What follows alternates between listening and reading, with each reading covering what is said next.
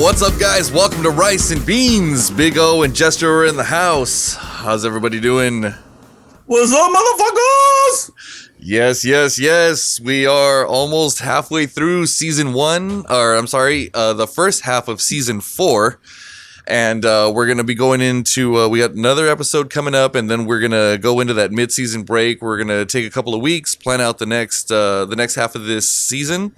And we're going to have 13 more, 13 through, maybe 13 or 12 more spotlight comedians. We got some really heavy hitters coming up for the second half of the season. So again, we're going to go ahead and keep with the theme and keep spotlighting those comedians and their different comedic styles. Tonight's a good one. A lot of people are like hit and miss on this guy. We think he's fucking hilarious. He's really annoying to listen to. He was the Aflac Duck. I'm talking about Mr. Gilbert Gottfried.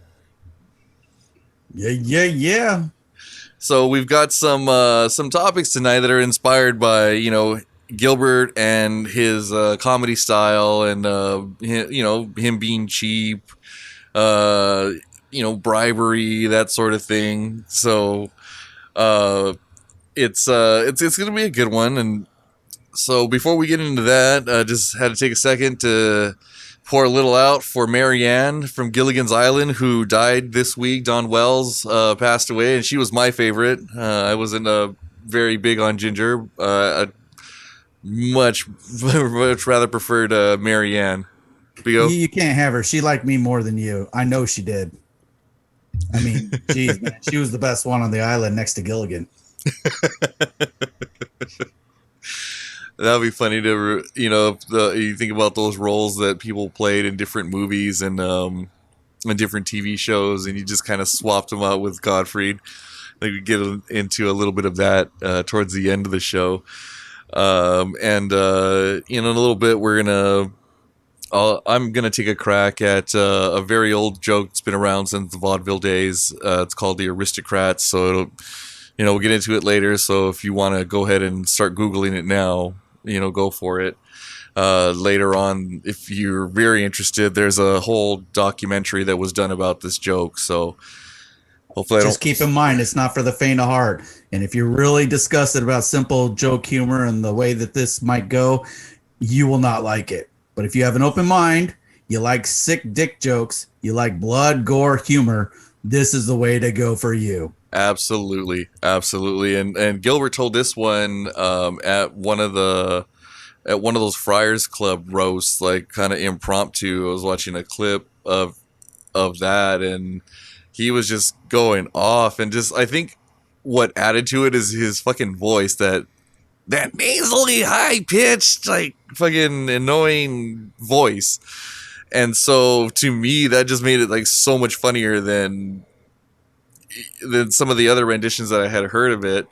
And I had watched the documentary, and again, I won't spoil it, but there are comics that fucked up the punchline, and so that's because of a Disney movie, and we'll explain later. So, so pour a little coconut juice for Marianne, and I guess Ginger's the last one left alive of that show.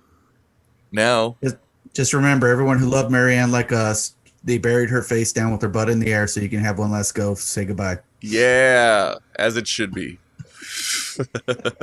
One other thing, when we get into that Gilbert Gottfried switch out for movies, just remember, anybody could do this at home. Fun drinking game. Everyone could join in and have the fun, not just us. Absolutely, and that would be a good drinking game. We might bring a little of that back for some side content later on in the season. So stay tuned in for that, and don't forget, we're still running that contest for the Rick and Morty wood engravings by Creatures and Cosplay. So tune in to our YouTube channel, check out episode 7, and that will that's where you're going to count how many times my screen dropped during that particular recording session. And so it's easy. Just go to our Instagram, tag 3 friends, and then tell us how many times Jester's camera dropped during episode 7. and that'll enter you into the drawing for these one of three wood engravings that we do have. So 3 people are going to walk away with some really cool shit from Creatures and Cosplay. All right, so now that we got that all out of the way, no, it's cool. I dig the contest. I wish we would have done like more. We had one good one, like episode 1 of season 1 was the Snapchat dick filter pics. So they were gonna send Jasmine and Cookie dick pics, but they had to use Snapchat filters on the dick pics, and so they ended up getting a few. So. They had lovely mustaches. One used the flower crown. Nice. Did they have a one-eyed alien in there? I think that was the one that won. Nice.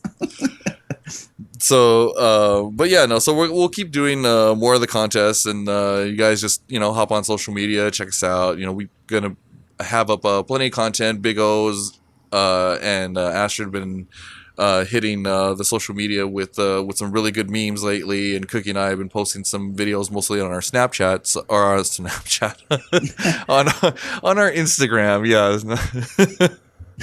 no, we haven't fucked around with Snapchat since that one time, and I guess that's why we're checking IDs now. Just remember out there, all you 4 people watching, tell your friends so we can have 8 people watching. Right? You guys are why we do this.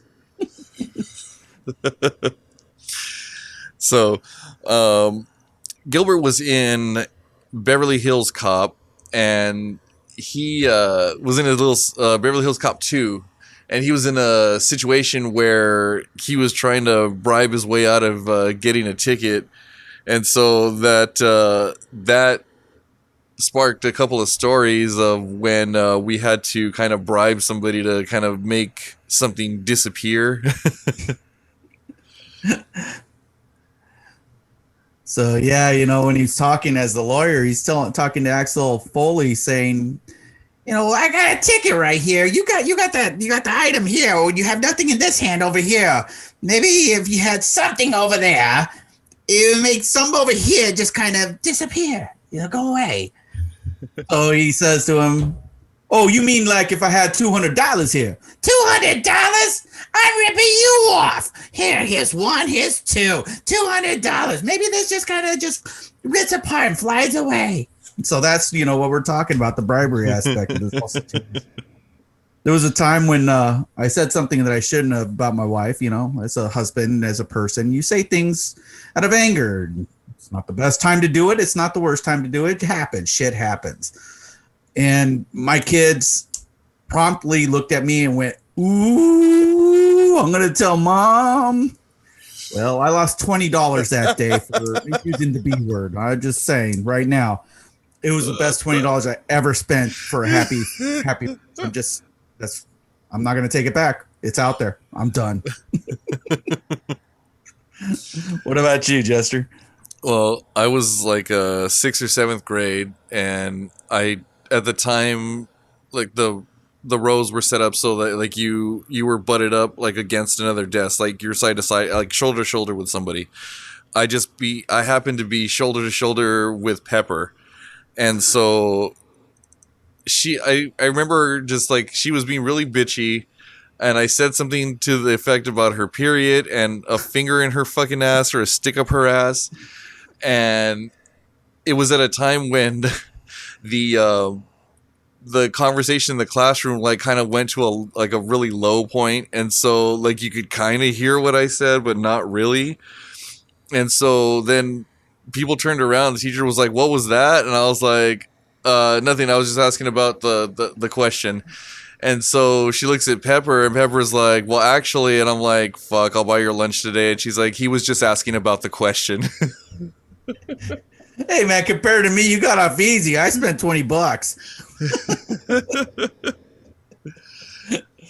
So, oh my gosh, yeah, that's what it was. So shit like that. I mean, yeah, again, the same thing that you like freaking said something about the wife, and the fucking kid was like, "Huh?" And I'm like, "God damn it! Here's $20. You hear anything?" good times. There was a time in high school where I said some stuff that I shouldn't have, but it wasn't in a mean vein. It was more like, I'm attracted to this girl type of thing. And you're shy as a kid.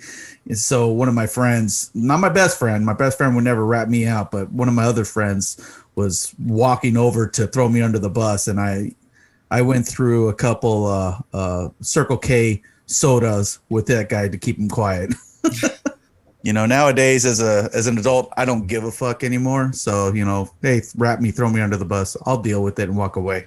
Back then, everything mattered. Right? It's like one of those like, fuck it, I'll get over it. Yeah.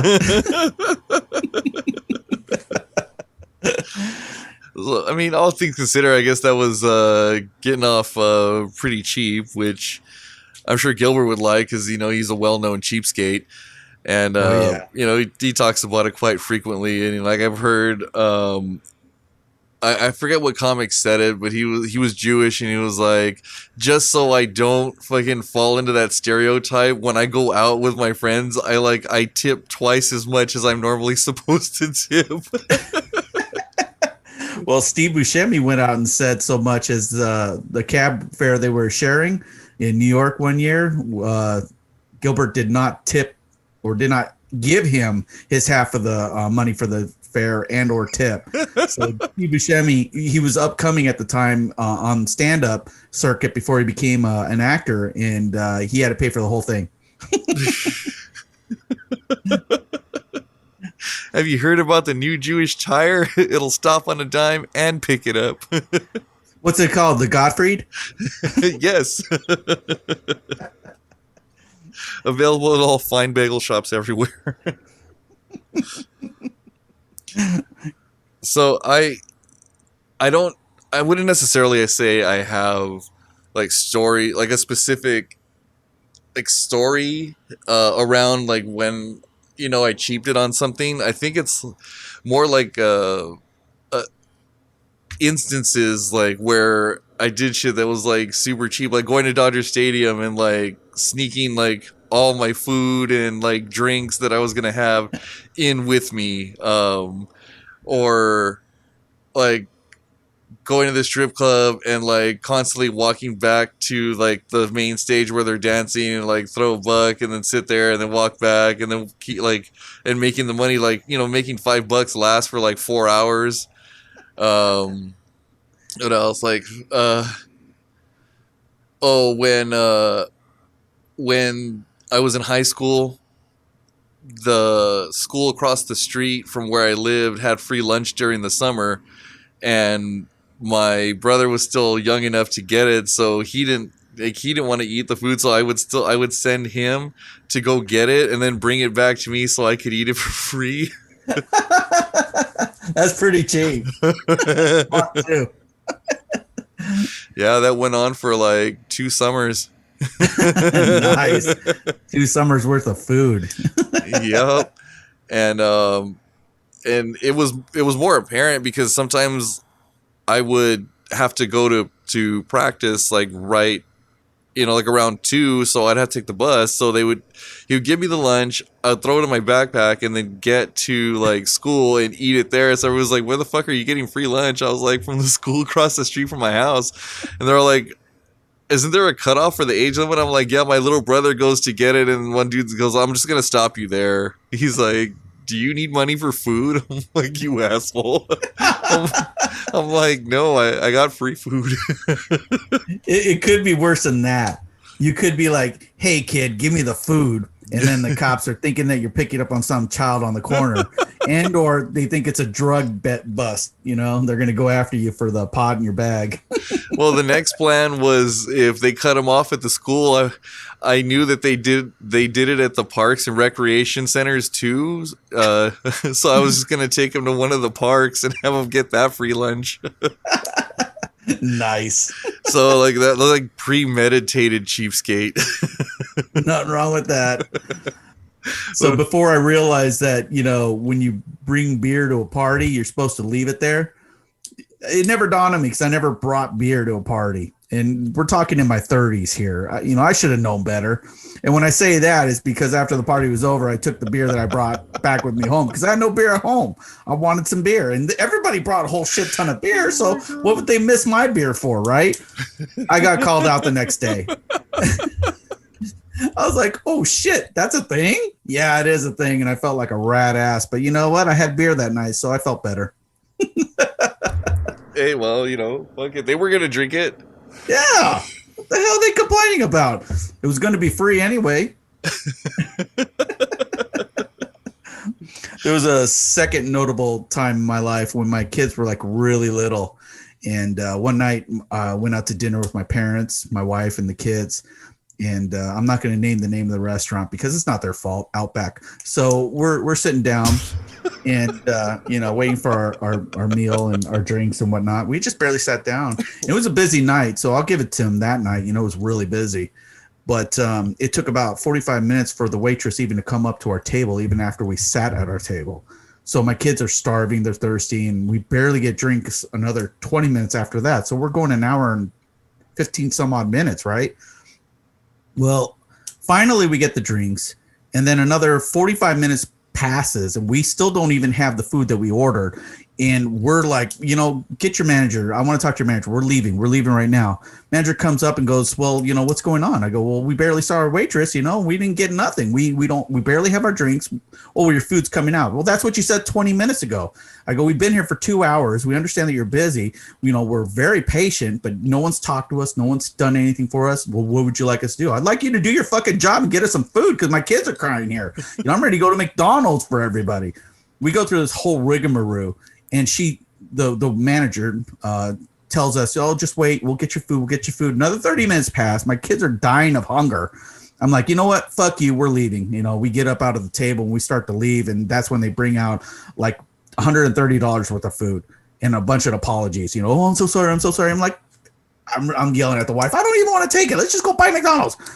Didn't no tip, left no money, free food, told them to F off in their business. Everybody saw how pissed off we were when we were walking out. I'm sure they lost more business because cheapskate. That was well deserved cheapskate though. Fuck that. I've walked out of places for less than like 45 minutes. It's like if you don't come over in like the first 5 minutes, I'm probably gonna bounce. Like, if it's packed, okay, like then like 10 minutes, but nah, if you leave me sitting there for too long, like unattended, I'll just fucking leave. Like, yeah. Here's a lesson for all you kids listening to us right now. People work their ass off to serve your food if you're in a restaurant, so tip them well. You don't have to tip them awesome, just tip them well.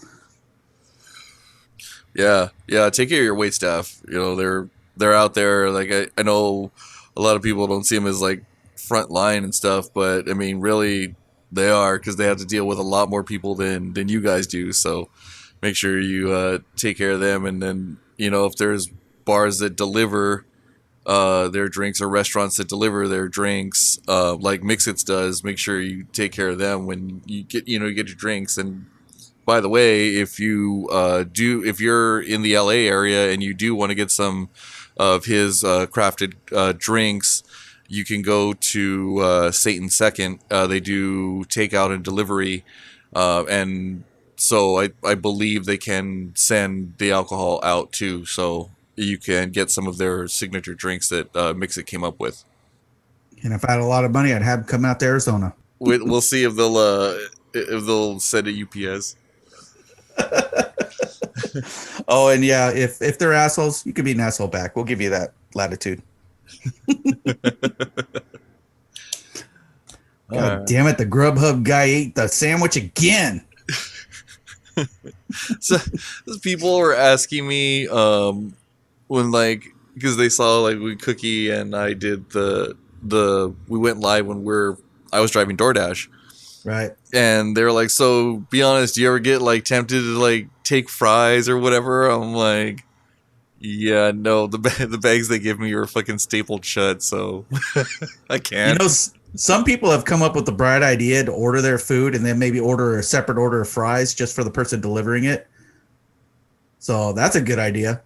Yeah, I'd be down for that. Because there's You know, times maybe. where I'm driving, it's around dinner time, but the dinner rush money's good, so I'm out there. But every order I pick up, and I'm starving already, and so just smelling all that different kinds of food, that shit's torture.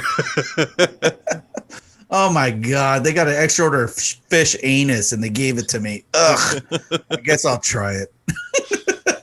And then there's like places that were they were handing me the drink cups, and they're like, "Oh, it's this drink and this drink." I'm like, "Oh, I don't work here." You pour this shit. Put I'm it in a like, "No, container. man, I'm not touching that shit. Hell no." I'm like, "There's probably fucking COVID all up in that." I'm like, "Fuck that." This lemonade doesn't taste like lemonade.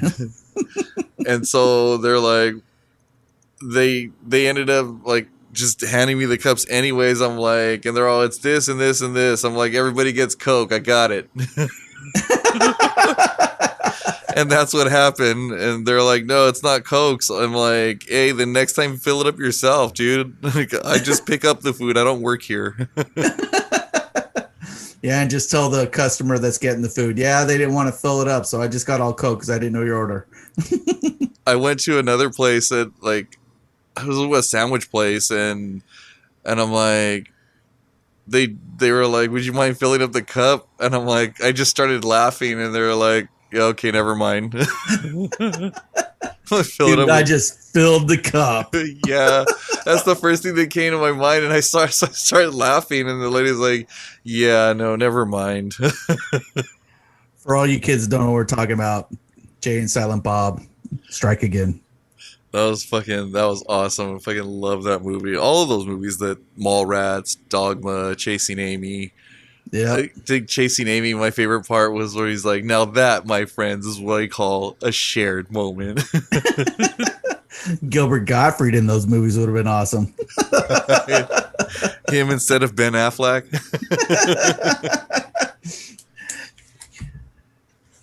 I'm just trying to think of the lines that Ben Affleck said in there. It's a fictional character. They're not talking about you. They're talking about somebody else. Oh man, yeah, that would be a good one.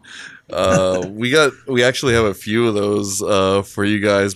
Right before we get into that, there's that joke that I told you about called the aristocrats, and again, this is a very old joke that's been around since the vaudeville days, and the point of the joke is to be as out there and offensive as possible. So if it's not your cup of tea, right about now is the time you might want to fast forward. So when the Ten Commandments first initially came out, there was a third tablet. This was on that third tablet that broke before Moses' feet, just so you know. And now, here is the aristocrats. So this guy walks into a talent agency, and he looks at the talent agent and says, "Have I got the act for you?" Talent agent looks at him. He's like, "All right, I'll give you a couple minutes. What do you got?" He's like, "It's a great act. It involves me and the family. My wife, my son, my daughter, and the family dog." He's like, "All right, so what's it about?" So he goes, "All right, let me set the stage for you. It's a packed audience, people up to the stage. The mother and the daughter come out in bathrobes. They drop the bathrobes. They have tampon strings hanging with a little fucking tassel coming out of it. They start shaking around and doing like tricks with the tassels that are attached to those tampons. And then all of a sudden, boom, they're both up in handstands, right? They got their fucking legs all up in the air, spread all out, and they're still like shaking and moving around and like doing tricks with these tassels. Meanwhile, the father and the son come out in bathrobes, and they get behind them, and they're holding their legs, and they're like spinning them around and shaking them up and down. And then they hold them still, and they do this one last trick where they catch the tassel in their teeth, and they rip the tampon out with their teeth, and it's like full like to capacity. It's like it's not gonna hold anymore. The shit's like dripping. It's like vampire tea bags, and the whole shit's just like fucking dripping down. And so they start taking these tampons and they start doing tricks with them in their mouth. They're spinning them around, they're splashing blood everywhere, it's getting all over the stage. And so then they start going down. Well, yeah, I guess down, because they're standing there holding them by the ankles. So they start going down on the two of them, and like they start getting the blood, and they're like spitting it out everywhere, all over the stage, right? And it's making like fucking crop circle patterns in there. And so then they start like fingering them like real hard, and they start squirting, and they start spraying them like everywhere. So now you got like white and like, you know, pearl kind of shit like floating around with the red. And then they start pissing, and so like they're holding them up by the ankles, and they're like shooting them around like fire hoses, and then it's making this like fucking this like fucking these patterns of reds and oranges and yellows, and it's like when like a turd when you eat too much corn and carrots. And so then they get down, and the father and the son go into a handstand, but since the stage is wet, they just got to push him around like, you know, like basically like a big fucking dolly, right? And so they're pushing him around, and the father and the son are dropping turds on like specific parts of the stage, and they're like making brown accents on all the blood and the piss and the squirt juice. And so then once they have that, they all flip around, they hold each other's hands up, and they said, now the stage is set, we can get started.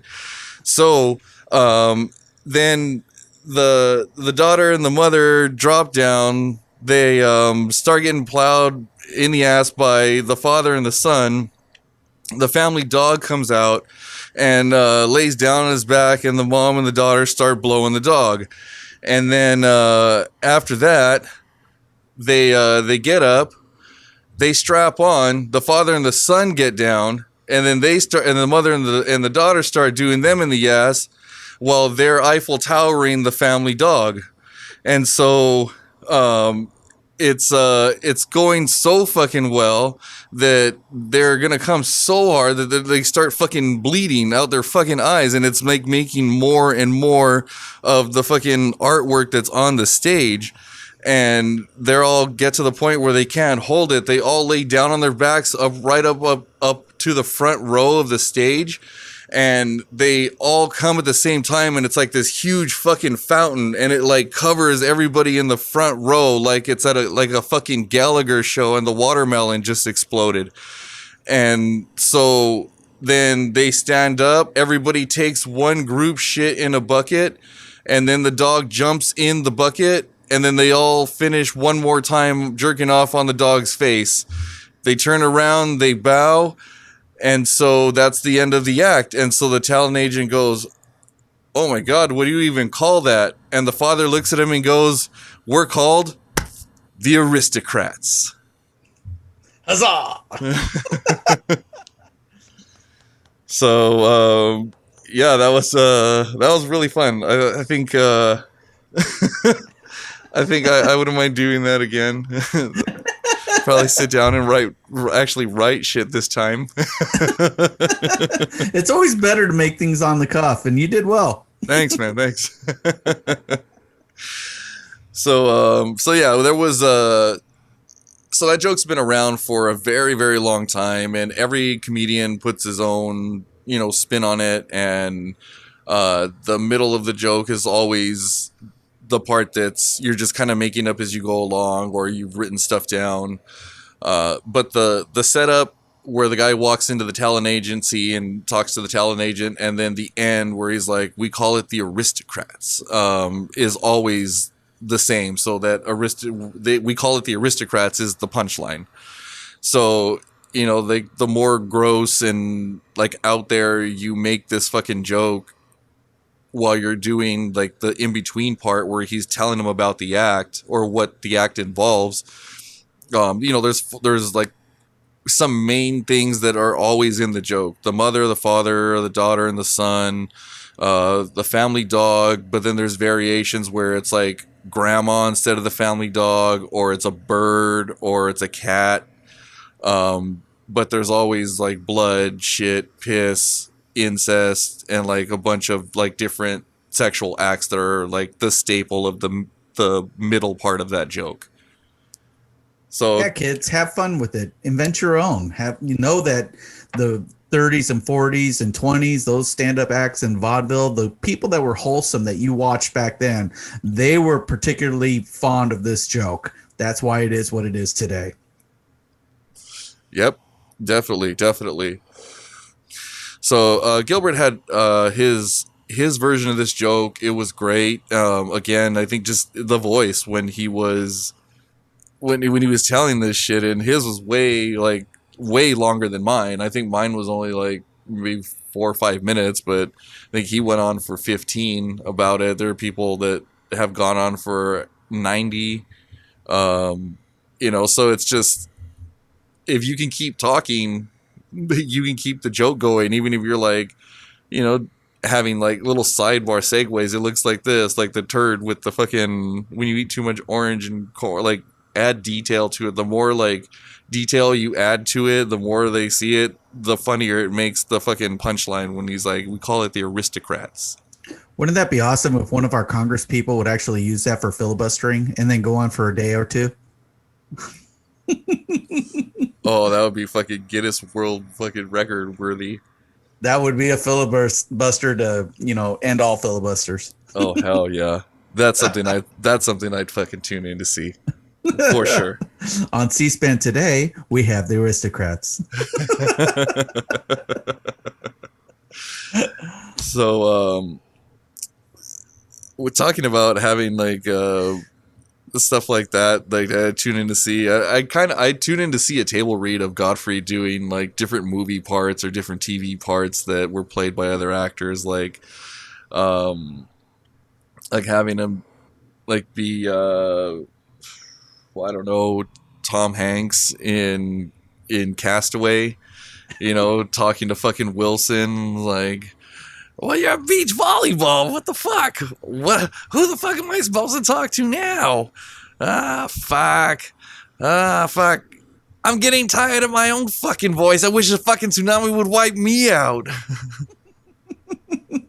Or how about Gottfried as Buffalo Bill in Silence of the Lambs? Standing there dancing to that wild music going, would you fuck me? Hey, fuck me. I look hot when I wear this stuff. It puts a lotion on the hands. Look at the fluffy bunny puppy. Pet the puppy and put the lotion on the hands. Look at my dick. It's tucked in between. I'm hot. I'm a hot motherfucker. I'm going to skin you later, so we'll use plenty of lotion. Hello, Clarice.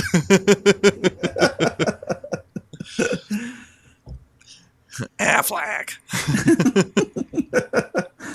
or like with actors where like Joe Pesci, instead of Joe Pesci in My Cousin Vinny, I'd put him in My Cousin Vinny. Lisa, I swear to God, I do not need this right now. Your biological clock, my career, our marriage. Is there anything else we can pile on to the top of this shit? And then you got the owl in the background going, Affleck. Yeah. Where they're in the cabin in the woods. How about Gottfried in Top Gun instead of Tom Cruise?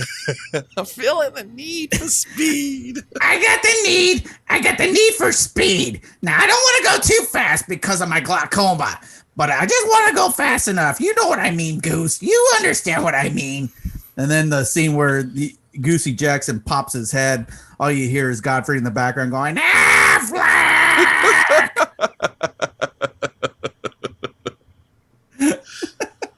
Oh man, yeah. Or imagine the bar scene. You never close your eyes anymore when I kiss your lips.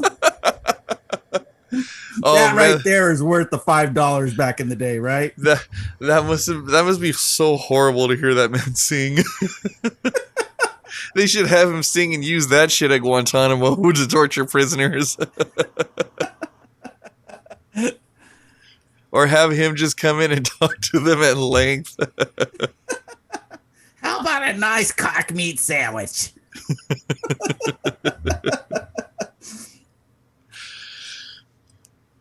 Or TV shows and like the Adams family is Gomez Adams. Can you imagine flipping out when Morticia speaks French? Oh, Jesus, Morticia. I love it when you talk French. You get me rock hard. Have you ever heard the aristocrats? This goes on for an hour, so sit down. I would fucking like if they just gave him a bunch of different like fucking scenes to do as a table read. Like I'd fucking do pay-per-view to watch that. That'd be fucking hilarious. What would he sound like in Something About Mary when he's in the house? Franks and Baines. How'd you get the Franks above the beans? I tell you the side story about that fucking about that movie. I was really big one night after rehearsal, and we were watching it at and, and I had plenty of beer to drink, and so when the fucking brother was like Frank and Baines, I fucking lost it. I was like, I ran to the fucking bathroom already, like fucking unzipping my pants. I'm like, God, I don't want to fucking piss on myself, and I was like fucking laughing so hard. And the fucking assholes, I'm trying to piss, and I'm like fucking getting it everywhere because I'm fucking laughing so hard. And my fucking friends are like fucking rewinding that part because like fucking everybody just keeps dying every time he says it, so they like rewind it like a few times. And then, like, I could hear fucking random assholes in the fucking other room, Franks and Baines! And I'm, like, fucking laughing even harder. And it was just, like, couldn't stop pissing, couldn't stop laughing. So, like, the fucking bathroom was a mess after that shit. Friend walks into the bathroom, what the fuck happened? I'm like, we call it the aristocrats. And scene. Could you imagine Gilbert Gottfried in Dazed and Confused? the McConaughey part? Yeah, all right. I get older, and they seem to get younger. I don't understand. All I want is for them to touch my PB hookers. That'd be so freaking awesome. He was meant for these parts. He just never got them because of, his jokes being sick and twisted. Jeff Ross did a this thing called bumping mics, and it was like basically it was like a two-man act. And so they would sit there and they would tell jokes, and every time they would roast each other, they would like, bump their microphones. So the combo that I wanted to see would have been like Andrew Dice Clay and Gilbert Gottfried, like doing that bumping mics thing. Oh, geez, man. That would have been awesome. Hey, you little Fruit Loop. Oh! Shut the fuck up, you New York bastard. Oh, yeah, man. That would have been fucking awesome. And sometimes they would have like a random comedian that was in the crowd come up and like, sit in with them for a few minutes or whatever. So like fucking those two, and then have like, I don't know, like Saget come up and sit in for 5 minutes. Oh, gosh. Yeah, that'd been awesome. Let's start fucking spamming their fucking Twitter. Maybe they'll do it. That'd be great. Maybe we'll get some viewers. Our seven users are fucking demanding that you guys get together. 7 only? Hey, man, we were 2 not too long ago. So, and like I said, we do it for you guys. But yeah, this would be a great drinking game for anyone to be doing out there. Gottfried in movies and just doing an impression, and everyone taking a slug off of that one. That'd be fun. Yeah, if everybody laughs, then then you get to take a drink. If nobody laughs, then you got to take 2 drinks.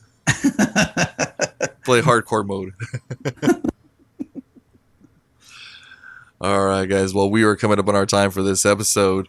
But again, don't forget about the contest we got going. We got one more episode to go, and then we're gonna hit into that season break. But we are going to leave you with a little something to check out. This was the pilot episode that started the whole show.